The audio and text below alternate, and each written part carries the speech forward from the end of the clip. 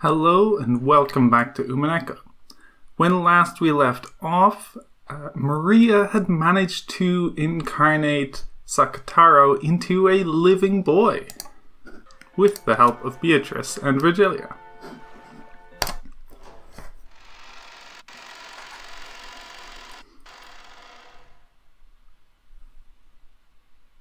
Yes, I will never forget that.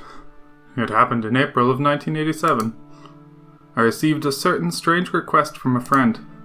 There was a large collection of books, the former possessions of a very rich man, that were being sold at auction. And it was thought that some of them might have been extremely valuable to the study of archaeology and folklore, as well as in an occult sense. So this friend wanted to witness their worth confidentially. That was 87, half a year after the crime on Rakanjima. Correct. It was explained that those books had escaped the disaster at Rakanjima. The owner of the island, Miss Ashuramiya Eva, had put them up for auction. This was apparently a high-class restaurant. A middle-aged man was sitting across from Ange in a secluded and quiet seat. Amakusa could be seen by the entrance. He was probably keeping a lookout for pursuers from the Sumidera family. The scholarly man across from Ange spoke politely, but with enthusiasm. He didn't lay a finger on the food in front of him, so you could tell how excited he was as he spoke fervently. He was a professor at a certain college, and particularly well known as an authority on Western folklore. However, among his life works, that was only a convenient exterior. His true life work was the study of occultism, Western magic, alchemy, and everything else to do with the occult, as well as demonology. In short, he was the person in the best position to understand the details of Kinzo's research. Oh, this guy gets a... I didn't check these pages often enough when I was playing before. Professor Utsuki. A professor at a certain college well known as an authority on the subject of Western folklore. He is also famous for his hobby, researching the Rakanjima witch legend as one of the witch hunters. The primary focus of the witch hunt is the pasting together of occult stories to try and make them match with the Rakanjima incident, making it much more of a mental game for dilettantes and enthusiasts of the mystical than a scientific investigation into the truth of the crime.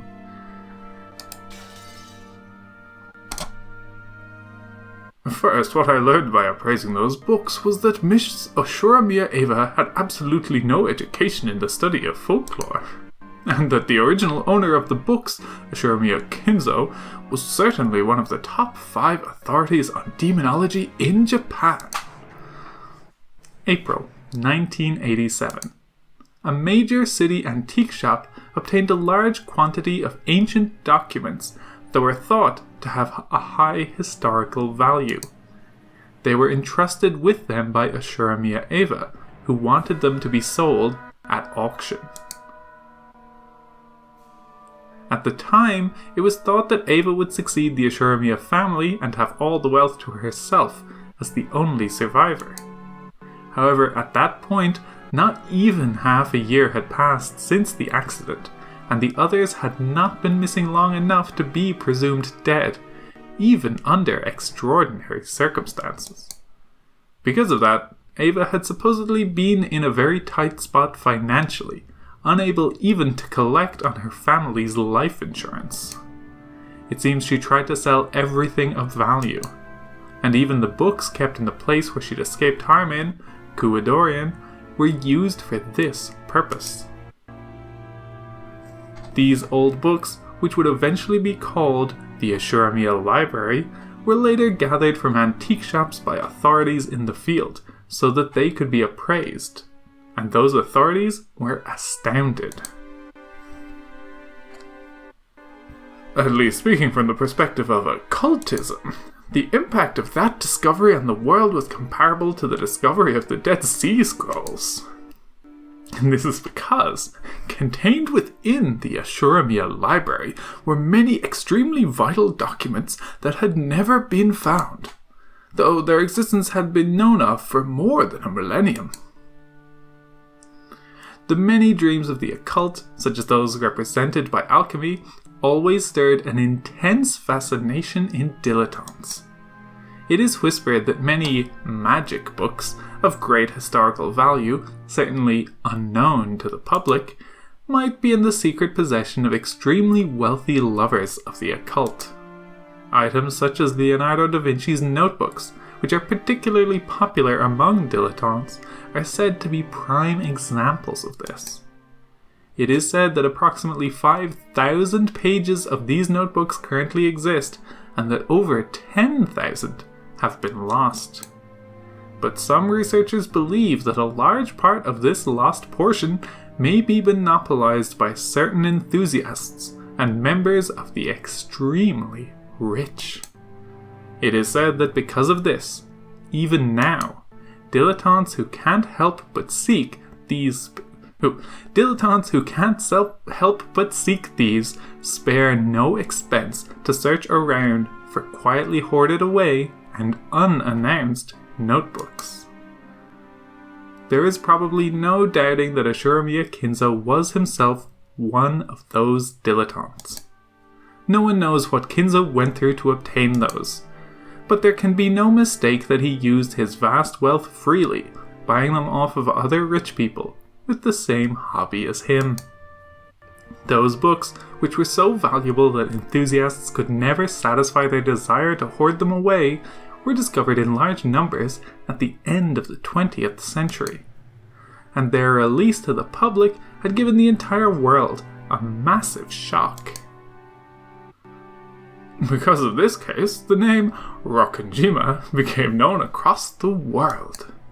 The world was also shocked to learn that, in all likelihood, a large number of even more valuable undiscovered books were lost during the accident on Rokkenjima.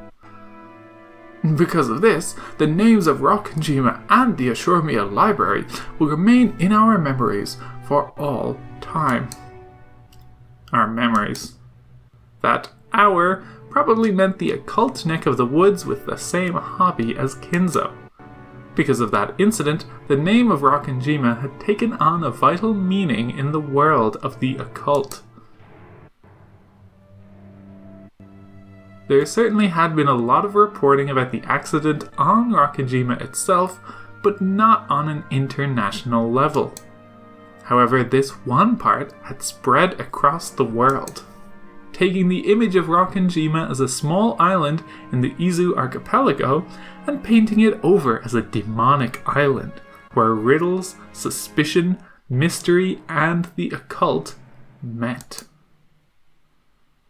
In other words, until Kinzo's library was leaked to the public by Eva, Rokkenjima had been merely a nameless island that no one could remember.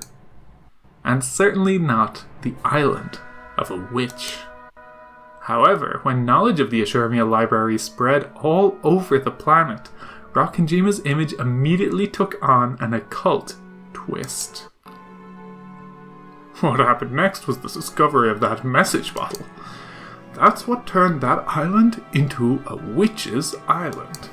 A nameless island in the Izu archipelago began to transition into an island of the occult, the island of the mysterious witch, Beatrice. You might say that, lacking either the Ashuramiya library or the message bottle, the Rokkenjima witch legend would never have been established. The message bottle. Yes, a form of communication to an unspecified target by throwing an empty bottle with a letter sealed inside it into the sea. It was once famous as a way of sending an SOS from a deserted island, but because of the influence of a certain prominent foreign detective novel, it has also become known as a method of confessing the truth after one's own death, like a time-delayed will. The case of the Rokkenjima message bottle was certainly one of the latter. This is the thing everyone says a fisherman on a nearby island picked up? Correct. We learned that a young fisherman in Ciconia picked up a wine bottle with a letter in it. This young fisherman kept it just out of curiosity. Then, because Rokkenjima had fallen under the world's attention due to the Ashormia library, he announced his discovery. Is there any chance that it was a fabrication made by the fisherman? Of course, we weren't able to deny that possibility. The scraps of paper in the wine bottle were signed by a certain member of the Ashormia family, a girl named Ashormia Maria. However, after looking at the writing left on her former belongings, it was confirmed that this message was written in a different person's handwriting. A different person's handwriting? Correct. At the very least, I believe there could be no doubt that it was written by a person more skilled at writing and of a greater age than her. There's a very high likelihood that someone faked her name when they wrote it. Therefore, at that point in time, the contents of those scraps of paper were thought to have a very low credibility. However, later on, it was confirmed that a similar message bottle had been recovered from the nearby ocean on the day of the accident by the police in their search for lost articles, and this caused a sensation. It seems that, due to evidence from the surrounding area and the fact that the bottle had been sealed, the police had decided that its likelihood of being a fabrication was low, and that it had been abandoned no earlier than a few days before the accident. And the handwriting for both matched. This caused the credibility of the scraps of paper discovered by the fisherman to rise. It seems magazines and the like have reported on the contents of that message bottle repeatedly, but would you like an explanation? No. I know about it, more or less. Many scraps of paper had been stuffed into both of the wine bottles. It was an extensive notebook written by calling themselves Ashormia Maria, but who wasn't Maria, and which told of the events starting the day before the accident and up until the day of the accident, in a diary-like way. And its contents had been the beginning of the Witch's Legend serial murder incident, as well as the Golden Witch Beatrice's puzzle. This bizarre diary-style notebook described how the Ashormia family members, nailed down on the island by the typhoon, were caught up in a ceremony for the resurrection of a witch and killed by one in inexplicable ways. And in the end, the Golden Witch Beatrice revived, and everything was flung into the Golden Land. It was written almost as though it was a complete account of the events on those days. Also, it depicted the current situation on the island at the time in great detail, and the former servants who used to work for the Ashormia family gave testimony that it had definitely been written by a human who knew the inside details of the island. So, because of a combination of the occult boom from that strange fantasy novel and the Ashormia library, and as well as the fact that the truth remained shrouded in darkness, the legend of the Rokkenjima witch was born. Correct! More than 10 years have already passed since that case, and it is still the focus of interest for occult enthusiasts across the world. No, to the contrary, you could say that it has become increasingly deified as time passes. There are still many enthusiasts who try to secretly land on Rokkenjima, even though it's prohibited. Could there be another message bottle that has still not been discovered? And on that day, what really happened on that island? There is still much to be discussed. As though he had finally remembered that he'd been going on and on for some time, the man took a gulp of water. His pottage was going cold, but it seemed that the man's hunger had already been blown away. I'm pretty sure I heard that the fisherman's scraps of paper and the police's scraps of paper had completely different contents. Correct! Due to that, interest in the Rokkenjima mystery increased even further, Inside both bottles were diary-style notebooks on which was written an account from the day before the incident until the day of the accident. However, while both of their contents described the same 2-day period, they were completely different. It was as though one was the truth and one was a lie. Or perhaps both were lies. In any event, the beginnings and endings alone matched each other. In the beginning, the 18 people, including the relatives, are sealed up on the island by the typhoon. And in the ending, everyone dies. The Golden Witch is revived, and everything is flung into the Golden Land. The contents of both message bottles wrote about the events of the day before the accident and the day of the accident. But the details were completely different. Both had diaries outline a serial murder following the epitaph of the witch, but the order of the sacrifices, the way they died, and even the tale of the 2 days were different. However, in both, everyone died in the end and the witch revived, making for the same general plot. Because the only survivor, Mrs. Shoromia Eva, has remained silent about what actually happened on that island, the events of that entire 2-day period are shrouded in darkness. These 2 diaries presented a full 2 theories to wipe away that darkness. Those 2 days could be explained with either of those 2 diaries. However, we don't know which is correct, or even if there's anything correct contained within them. Schrodinger's cat box. If it isn't denied, even a mixture of truth and fiction can be the truth. Through the media, these scraps of paper had, of course, been shown to Eva as well, but in the end, she never broke her silence. Who sent the message bottles, and why? Earlier, in their special issue for the crime's 10th anniversary, a certain magazine took that topic up for discussion in a grand manner, didn't they? And that theory seems to be the one garnering the most support lately. But it is rather dull. What happened on that island, on that day? Considering this question is the true charm of the witch hunt. The witch hunt? Yes, the Rockenjima witch hunt is the name of a group of enthusiasts who try to explain the truth of that crime from an occult perspective. Discussion of the mysteries that surround Rockenjima, from the Ashuramiya library to the mysterious 2-day period to the legend of the Golden Witch, is flourishing even today among enthusiasts. For the 10-year anniversary, an international convention was held in New York. I also participated as a representative of Japan. I was able to intermingle with zealous overseas witch hunters in many ways. Witches are a very popular category overseas. The age span of the participants stretched from elementary schoolers at the bottom all the way to famous cultural figures at the top. Even in Japan, in recent years, there was finally... You probably don't need any more explanation, but he's one of the most famous Rockenjima witch hunters in Japan.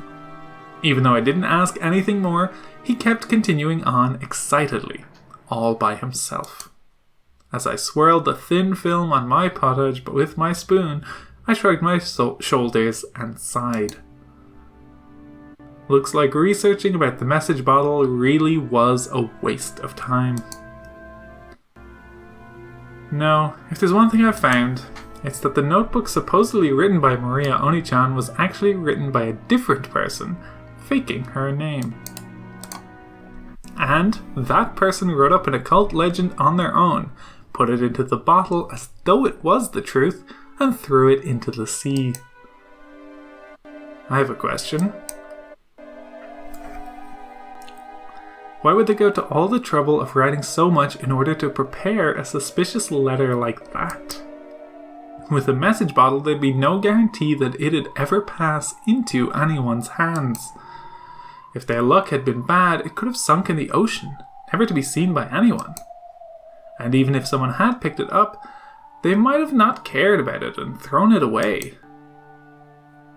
Why would they entrust their confession of the truth to the sea with such an uncertain method?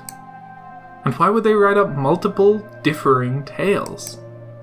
If there had been one message bottle, claiming that its story was the truth might be reckless, but not impossible. However, because there were two, that made both of them doubtful. If someone was planning to make out those 2 days to be the work of a witch, then they really did go one step too far. And because there were two, it suggests that an undiscovered third one, or possibly even more, might exist. In other words, the two differing contents makes both of them harder and harder to swallow. But despite that, the contents of both matched in that they told of a witch in a tale. So, is that the main point the writer wanted to get across to us? It seems to me that the only possible explanation is that someone who wanted to give rise to an illusion of a witch carried out this crime for their own enjoyment. However, the 17 people other than Aunt Ava lost their lives, and a vast wealth, or maybe even 10 tons of gold, had moved around secretly in the darkness. It doesn't feel right. For a confession...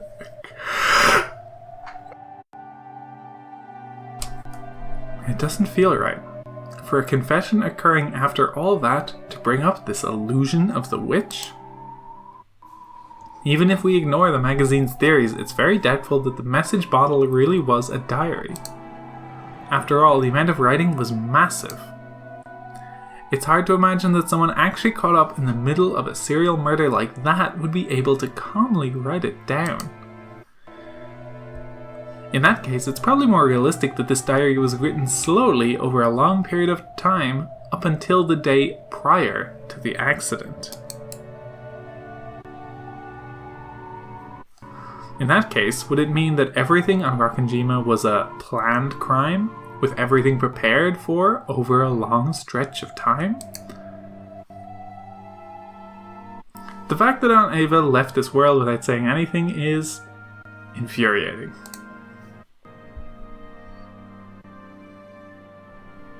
She definitely said it on her deathbed. She definitely said that her reason for not telling me the truth was because it was her best way of harassing me. Yeah, by now it's painfully obvious. Of all the things Aunt Ava did to harass me, this was probably the last and the greatest. But thinking of it this way, it's pretty doubtful that Aunt Ava is the true culprit. Of course, that's not because the handwriting on the message bottle was different from Aunt Ava's or anything like that. It's because in both tales that were discovered, Aunt Ava was included among the victims. If the writer of that diary was the culprit, maybe Aunt Ava was also one of the targets to be killed. Maybe Aunt Ava survived because something went wrong. Because I hated Aunt Ava, I came to believe that she had to be the culprit. But the existence of the message bottle makes me suspect that the mastermind is a far more profound and unknown person than her.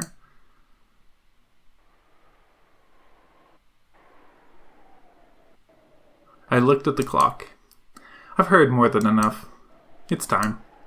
As he continued to speak fervently, I suggested that I wanted to bring this discussion to a close. He seemed to be aware that he'd gotten excited and talked too much, so he quickly accepted this. Thank you very much for today. I believe I've heard something truly valuable. No, it was truly fun to be able to welcome a young lady as a new friend of the witch hunt.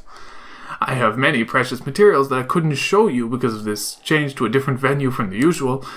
I would be glad to show you them at the next chance we get. Thank you, Professor. Could I ask one more thing? Yes, what is it? Professor, why are you interested in witches? No, in occultism and demonology. Well, that is somewhat embarrassing. A daydream I had in my childhood that if I could use a mysterious power, I could take on even the biggest of bullies. Went on to become my life's work. After all, the primitive desire of admiring unknown power is as universal today as it ever was in the past. Professor, if you could do it, would you want to become a witch? Do you still dream of being able to use magic at will? But of course. Even though at this age I understand logically that such a thing couldn't exist, I cannot forget my childlike dreams, such as flying in the sky and turning scrap iron into gold. If you would, please keep this a secret from my students. If I told you that I was a real witch, would you believe it? My pet theory from my few experiences with women is that they are all witches. Ange snorted at the old professor, who must have been an earnest scholar with barely any experience with women.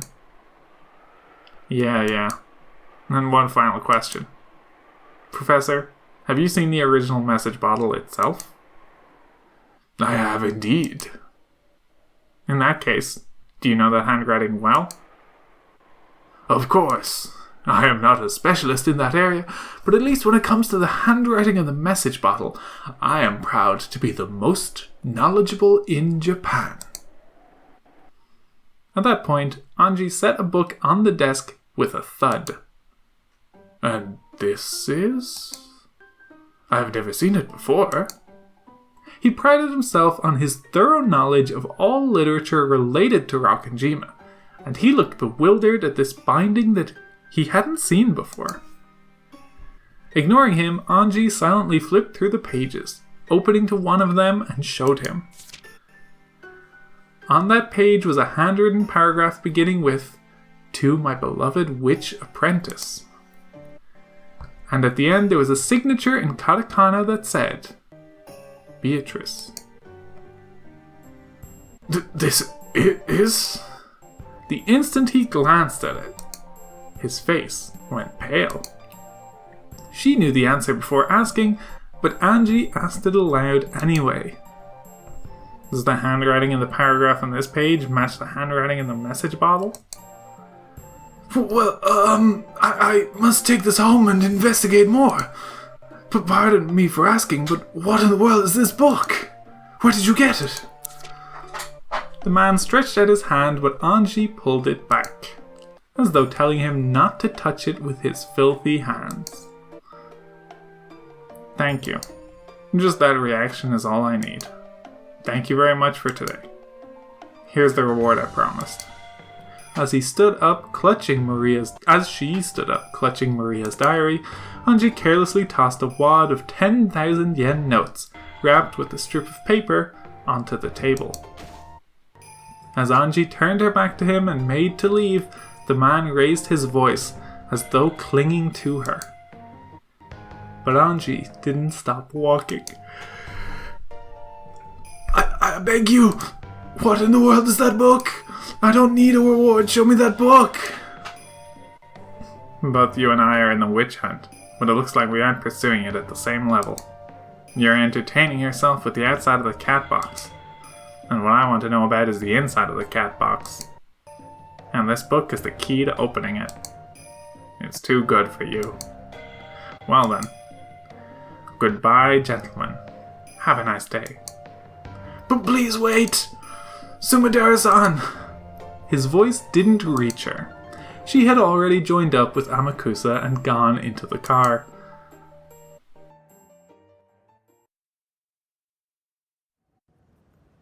Did you find anything? Only at the very end. I was right. The one who wrote the message bottles was Beatrice herself. Cool. So you've concluded that the witch actually exists? Who knows? Mind if I sleep? I'll bet that talkative professor gets lost in his own little world in lectures and makes a lot of kids fall asleep. Please go ahead, take a rest. Still, that went really well. That guy believed I was a Sumidera until the very end.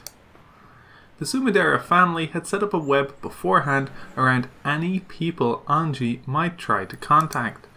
They had offered a reward to anyone who could take Ashuramiya Ange into custody if she appeared. Ange had foreseen that and had snatched it away. She had called herself Sumidera, and after cleverly tricking the man by saying her own subordinates would set up an ambush so he didn't need to worry about it, she had taken him outside. So when the Sumidera family pursuers reached the professor's house, there was no longer anyone there. According to the family, a young man and woman calling themselves Sumidera visited this morning, took the professor out with them, and still have not returned. There's a chance we were outmaneuvered. What a bad child, Ange-chan. I wonder if that craftiness is from Nisan's blood. To think she'd casually take on the name Sumidera after saying she'd hate to go by it so often.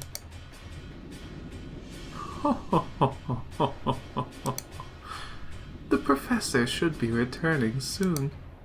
When he does, we must serve him some tea. Yes, understood. I wonder if she thinks she's leading me around by the nose. What a naughty child.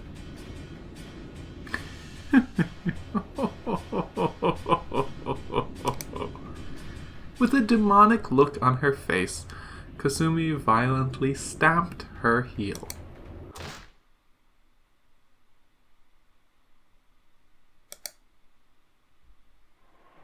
I'll teach you about my magic of origins. No, I taught you before, right? And you used it before. Did you forget? You were also a witch apprentice, Ange, with your name entered into Mariage Sorcière, weren't you? I was also included among the witches, wasn't I? I closed Maria's diary and flopped down on a very high-class looking bed. I'd slept deeply for a long time in the car, so it took longer than usual for drowsiness to set in, and I read the diary as I waited. This was a super expensive hotel in the city. Since it was often used by the rich and famous, they were very big on confidentiality. That made it very convenient for Ange to escape her pursuers. The idea that renegades should spend their nights hiding in cheap hotels is a commoner's way of thinking. To Ange, who possessed all the wealth of the Ashuramia family, renegade life was comfortable indeed. Of course, even though he was a guard, Amakusa was a man and therefore in a separate room.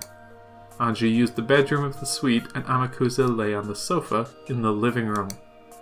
According to Amakusa, the sofas here were more pleasant than his own beds had been recently. Poor guy. When I looked at the clock, I saw that it was almost 2 in the middle of the night. I'm still not getting sleepy. I sighed deeply.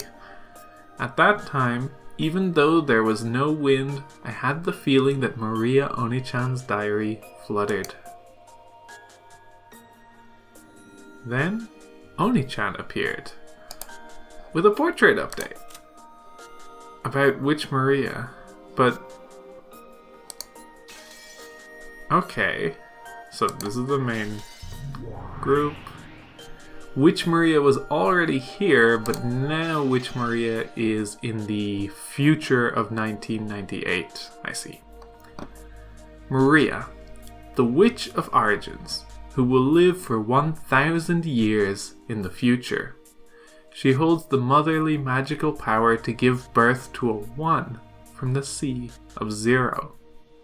At a glance, this magical power is frail, but no matter how many times you multiply 0, you never end up with anything more than 0.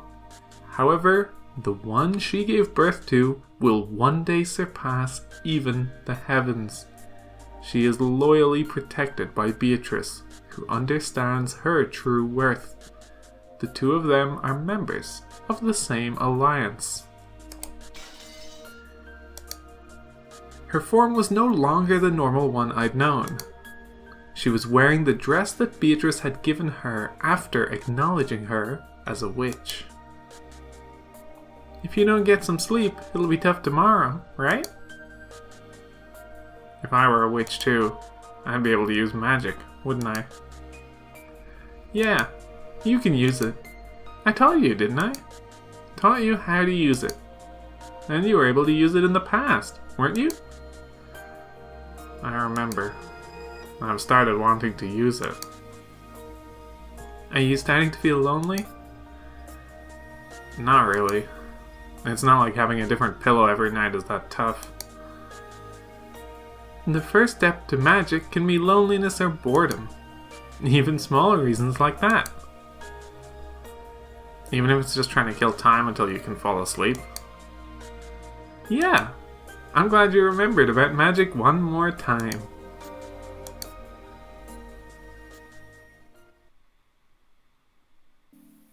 It's been quite a long time since I last used magic. At one point, with Maria Oni-chan's introduction, I touched a corner of it and opened the door a tiny bit. So, I should still remember that sensation. Right now, your magical power has declined significantly, Ange. If you don't devote yourself to the basics, it'll be hard, okay? Sure. Checking all directions. Securing a quiet space. What about Amakusa-san? He's sleeping. After opening the door to the living room a crack, I could see the blanket caterpillar on the sofa roll. I could see the blanket caterpillar on the sofa roll over in its sleep. With your magical strength as weak as it is now, the anti-magic power is affecting you too much. Not just the sight of people, but voices, sounds, and even the presence of people will get in the way of your magic.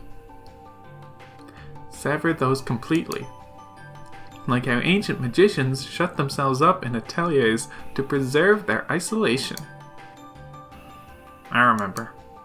The very existence of humans blocks magic. Therefore, the very act of showing magic to people is the sign of a high-level witch. Obtain a quiet space for yourself alone. That should be enough to prepare a space to use magic. Next is the vessel. Right now, it's important for your bike to at least have training wheels. No, a chain. This is, of course, impossible. Ange rubbed her own head. She wore hair accessories there, with pink gems attached.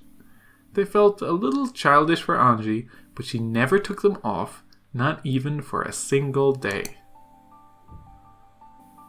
Yeah, it really will be impossible for you now, Ange.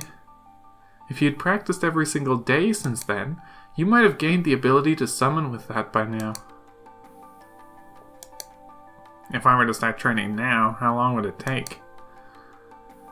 It's said that a year of magical training for a child is worth 10 years for an old person.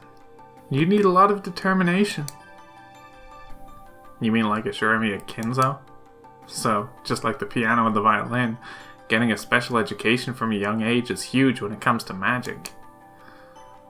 As you are now, your power is weakened since the time you were first able to use magic, Ange. Don't overdo it, and devote yourself to the basics. After stubbornly rubbing those things on my head one more time, I gave up. Then I started fishing through the knapsack, looking for anything that might make a good vessel. Shouldn't this be a perfect vessel? It's been a long time, yes. With this, I think even you should be able to perform a summons as you are now. And they have no master now. It should be possible for you to become their new master, Ange. Among the things that looked like good vessels, I took the one that I thought might possess the strongest magical power, and set it on the side table near the bed with a clatter. It was a shady-looking, stake-shaped weapon with an occult design inscribed on it. It was one of the 7 stakes of purgatory, which the witch used to offer sacrifices. When the police had been searching the family's possessions, they had collected a large amount of junk. After the investigation had finished, these had been politely returned to the Ashuramia family. Finding something that I'd seen in the pictures of Maria's diary, I took it home with me.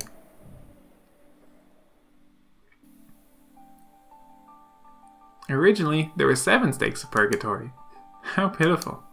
Now she's the only one left. Oni-chan smiled, looking lonely. I pulled another book out of the knapsack. This was also old-fashioned, and you could tell that it was an occult book just by looking. But its contents were plain. It was one of Maria Oni-chan's elaborate notebooks. This wasn't a diary. This was a grimoire, which she had written as a witch. The 7 stakes of purgatory are Beatrice's furniture, created by her and employed only for her sake. But since Beatrice is also a witch of mariage sorcière, they could be employed by Maria, a witch of the same alliance. For that reason, the method of summoning the 7 stakes of purgatory and how to handle them was written about in great detail in Maria Oni-chan's grimoire. And, as another person with their name registered in that alliance, I was also permitted to employ them. Which of the 7 sisters is this stake? Their characteristics are written about well in my grimoire. The sisters of the 7 stakes really hate it when you get their names wrong. Remember their names well before summoning them. A packed page told of the 7 stakes of purgatory. It described the 7 sisters in great detail. Yes, I think I memorized almost this entire page once in the past. The more I read it, the more I started to remember. By the pictures and characteristics written on the grimoire, I could tell that the stake in my hand was Mammon's stake. In the past, I hadn't had any stakes, so I'd summoned them without any vessel. So this was the first time I'd clearly seen any of the 7 stakes, let alone Mammon. Mammon, the 5th sister, controls the deadly sin of greed. An incredible kid. Greed also controls aspirations, the desire to improve oneself, and the strength to live. It definitely doesn't mean only bad things. She's rude, but she's a girl who tries really hard. I see. You could say that without desire, there's no reason to live. For a while, I heightened my concentration and digested the information that was written about Mammon. The more the summoner knows about the target that's being summoned, the better. Knowledge is connected to magical power. I began to fill my head with knowledge about Mammon, raising a necessary amount of magical power for a summoning. Grimoires can be interesting. Can be a bit interesting. This might be a much better read than some lame novel. It really takes me back. For a grimoire, it is demanded not only that you understand the letters, but that you fill up the world of the space between the lines, giving birth to a world from the pictures and creating things in various ways. And the power to give birth to something.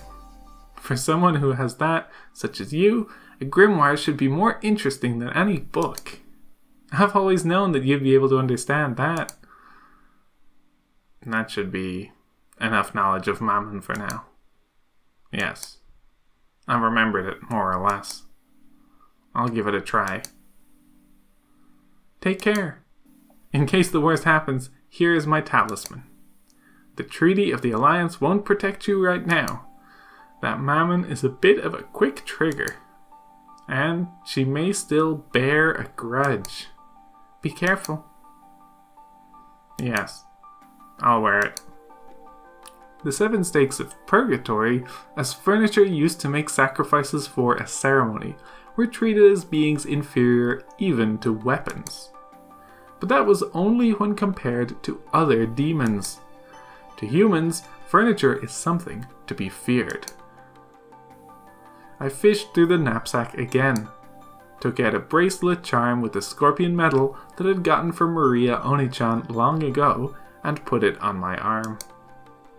In the past, I hadn't needed something like this, but I need insurance. It's okay. That has already been fitted with the required amount of magical defense. As long as you wear that, you'll definitely be fine. Maria Onichan's magic power, which had been specially put into this charm, had been enough to earn even Beatrice's admiration. While it may have looked like something cheap to a human who couldn't understand magic, its magical worth was incalculable.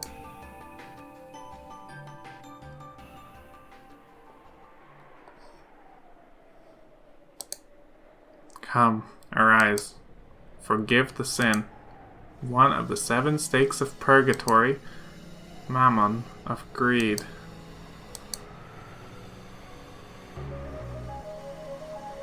I focused my mind. I made the magic-repelling toxin that filled my body 0.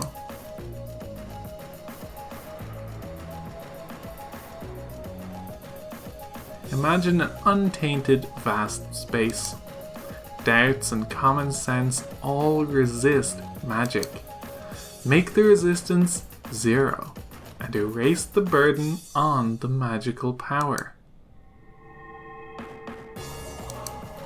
Inside my head was the image of a vast space.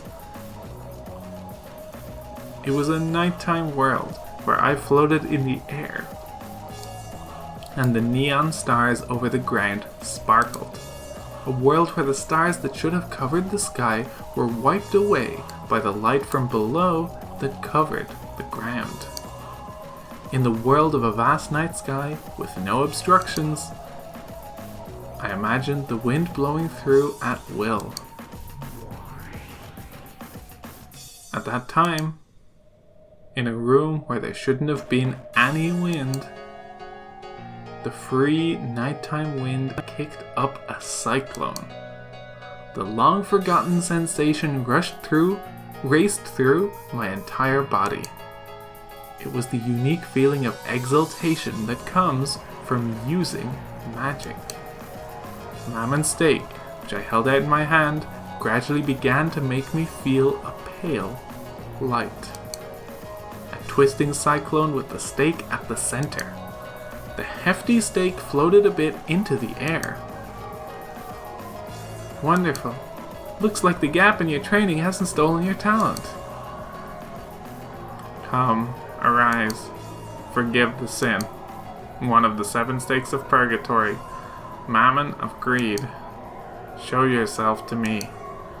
After I raised my hands bit by bit, lifting them higher than my head, as though it was being attracted upwards, Mammon's stake once again floated up high into the air and gradually began to shake.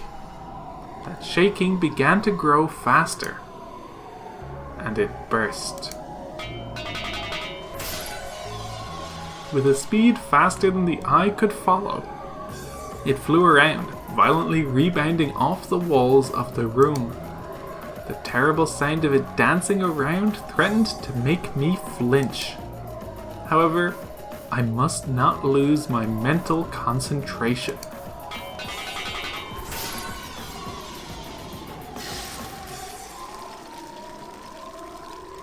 Then, the stake, which had been flying around at an incredible speed, finally stopped and faced me. It was in the air, not just a few centimeters away from my forehead, and held back by the defensive barrier created by the scorpion charm. It had tried to break the defensive barrier, eating into it with an incredible power, but Maria Onichan's barrier wouldn't be broken so easily. It's no use.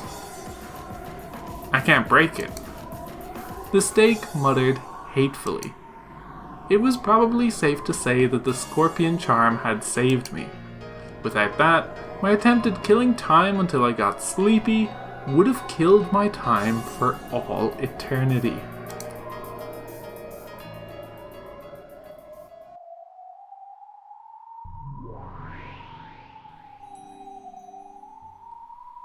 And we've got another little profile update. Getting a lot of these.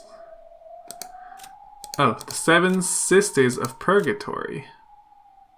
Are these the same as normal? Let's find the Mammon one.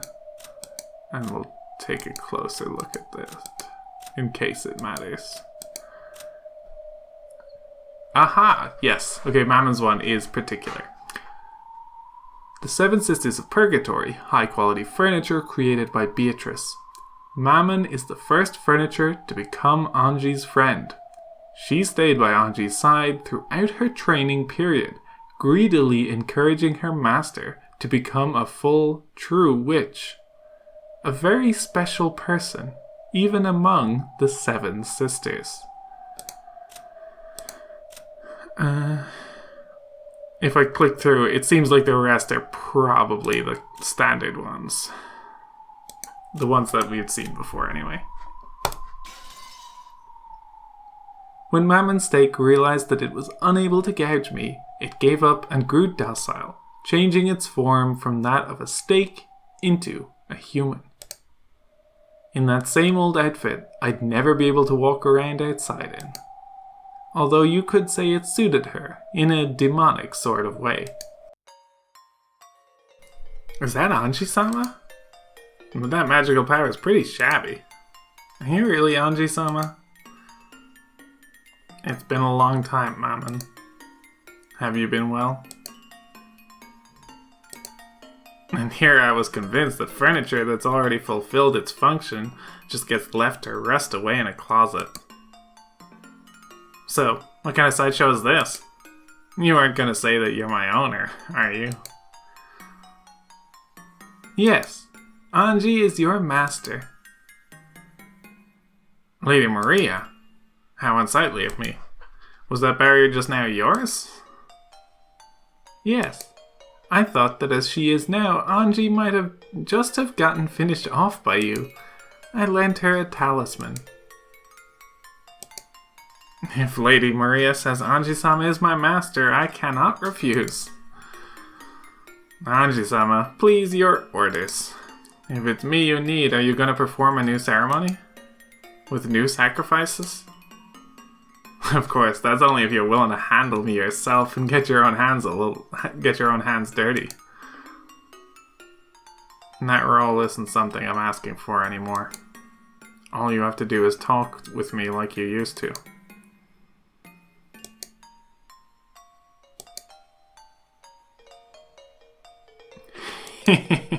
Yes, if that is what you desire. Furniture is furniture because it is used. It is an honor just to be summoned. Ange-sama? Mammon had a slightly complicated smile on her face.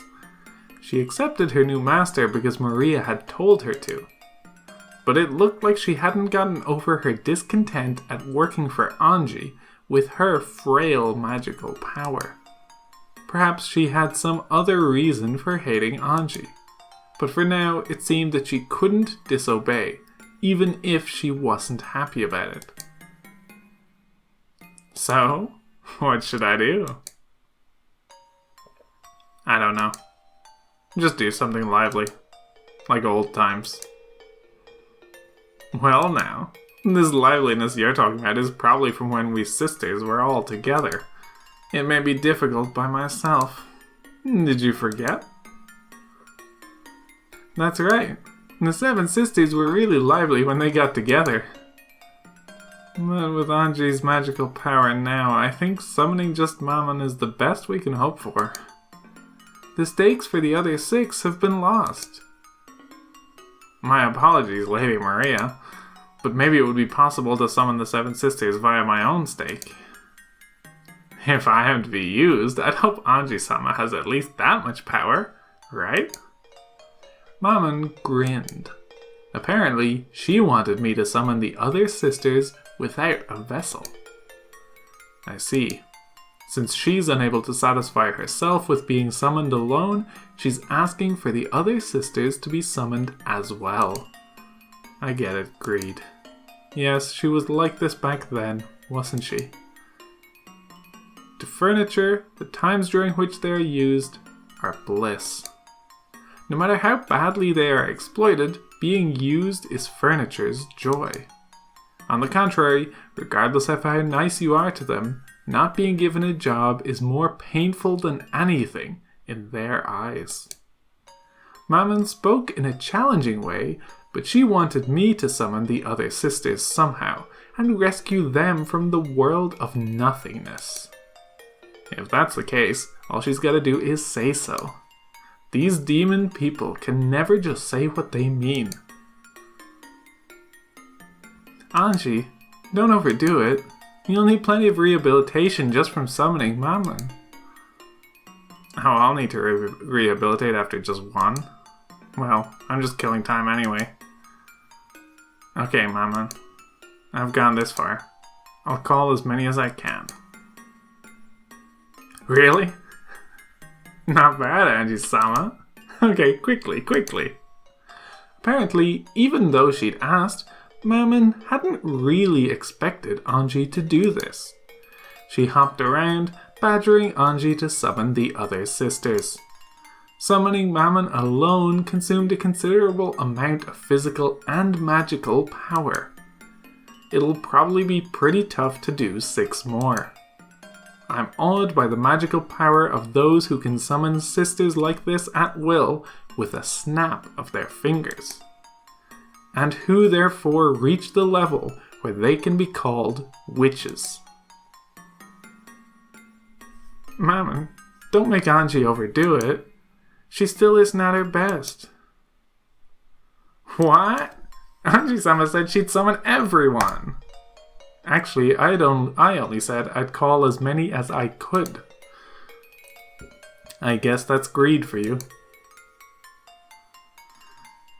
Don't overdo it, Ange. You should rest for today. You're tired enough. It's okay. I'm just killing time anyway. Let me get tired enough that I can just fall over asleep. This time, there's no vessel.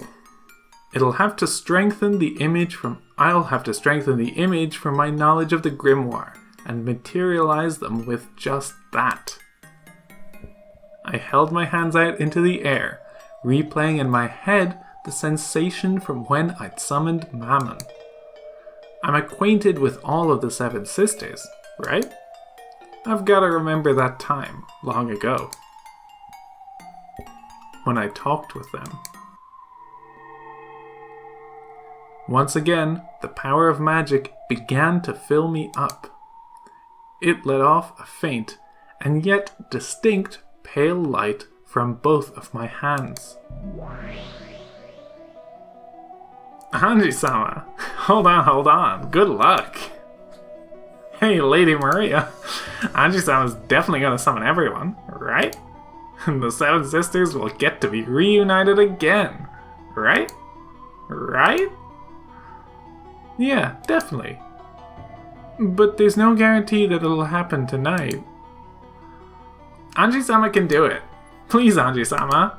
Start with the youngest sister, Asmodeus. The 7th sister. Got it. I'll call them in order starting from the youngest. A strand of hot sweat dripped down from my forehead. This really is going to be one hell of a burden to carry.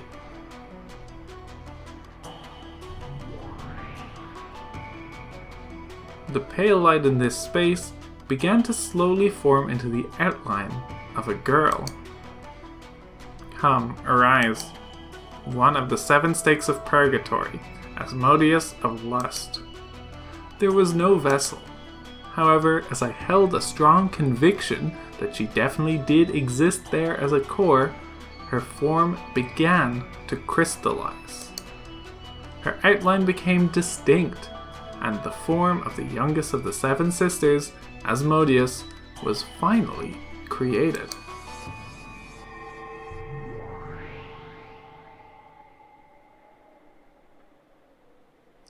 Asmodeus of Lust right here. Where is this? Am I alive? Asmo! I'm so glad. I'm a Nissan. Where in the world is this? Who summoned me? Ange-sama did.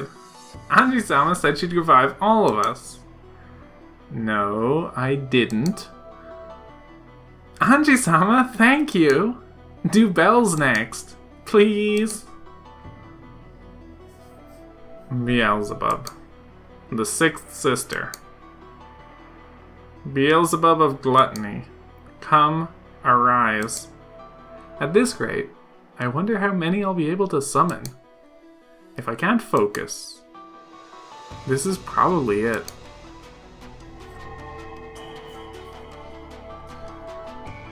The pale light made an outline and formed into Beelzebub. Beelzebub of gluttony here. Beels! Ange-sama, you're amazing, incredible. Mammon and Asmodeus jumped onto Beelzebub, celebrating their reunion. I'd summoned 3 people at once. My head was throbbing. Gotta summon the next one without stopping for a break. Come, arise. One of the 7 stakes. Belphegor of Sloth.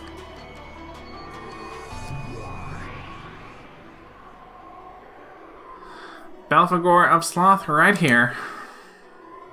To think that I would be needed. Belphany! I'm hungry! I'm so glad to see you again. To think that the 7 sisters would be able to meet again. Ange-sama, thank you so much. Keep it up and do Satany next. And Leviani, and Lucini. Yeah, I get it. So please, try not to be so loud. Doing 4 people at the same time is pretty tough. Ange, don't overdo it any more than this. You did a good job summoning even 4 of them after such a long time. Stop it, Mammon. Right now, Ange-sama is being pressured with the burden of summoning us. Ange-sama, I beg that you do not strain yourself too much. No way! Ange-sama promised. She said we'd all play together again. No, Right? Ange-sama, you said everyone would meet again. You promised that we could meet again right away.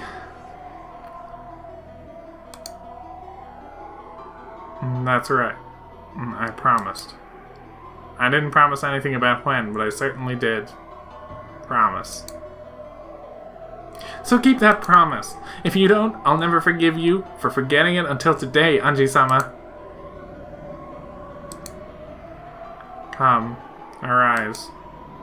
One of the 7 stakes of purgatory, Satan of Wrath. My mind's getting hazy, but I'll call. Even though I'd forgotten about those days. Even though I've never thought of that time as anything but sad and lonely. Because the short time I spent with them was fun, without a doubt.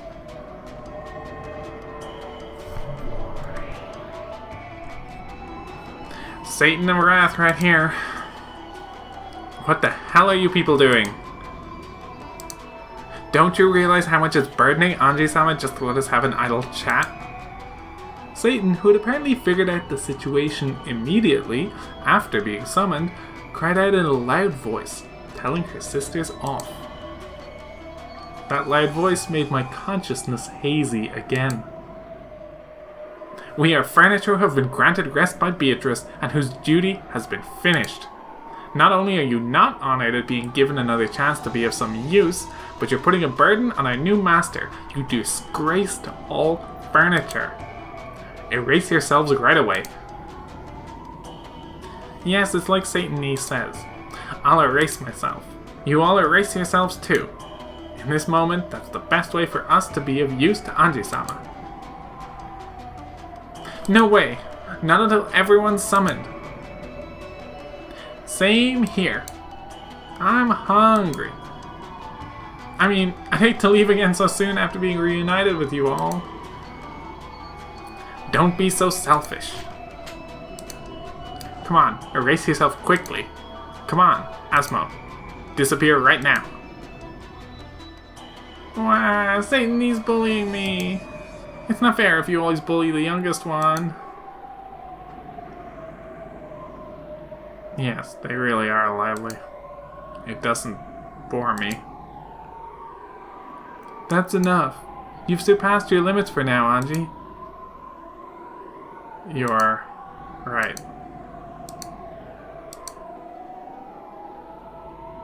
With 5 of them summoned, and messing around as they pleased, the load was far too heavy for me, with the meager magical power I had at that moment. This is it. As my consciousness went hazy, I fell over onto the bed.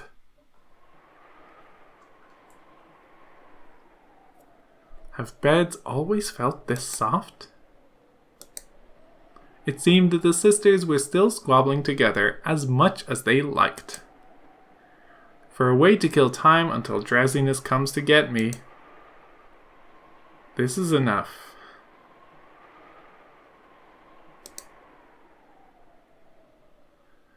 Feeling something warm and nostalgic in the sisters' liveliness, I sank into a world of deep sleep.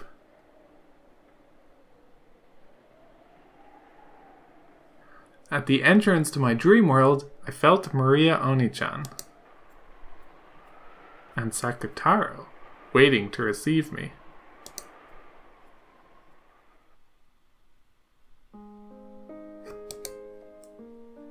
You worked hard, and good job. For you. Welcome back, Ange. Welcome back, huh? Then I should respond like this. I'm home.